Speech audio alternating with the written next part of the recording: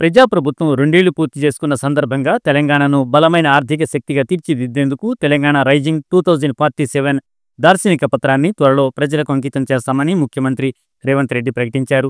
ఈ vision డాక్యుమెంట్ను ISB, నీతి ఆయోగ్, పరిశ్రమ దిగ్గజాల వంటి ప్రతిష్టాత్మక సంస్థలతో కలిసి రూపొందించినట్లు తెలిపారు.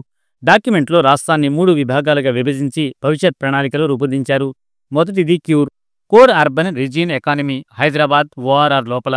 ఇక రెండోది pure, peri urban region economy, ORR నుండి రీజియనల్ రింగ్ రోడ్ వరకు. మూడవది rare, rural agriculture region economy, వ్యవసాయం మరియు ఆగ్రో ఆధారిత పరిశ్రమలు. ఈ విధంగా రాష్ట్రాన్ని 2034 నాటికి 1 ట్రిలియన్, 2047 నాటికి $3 ట్రిలియన్ ఆర్థిక శక్తిగా మార్చడమే లక్ష్యమని సీఎం అన్నారు.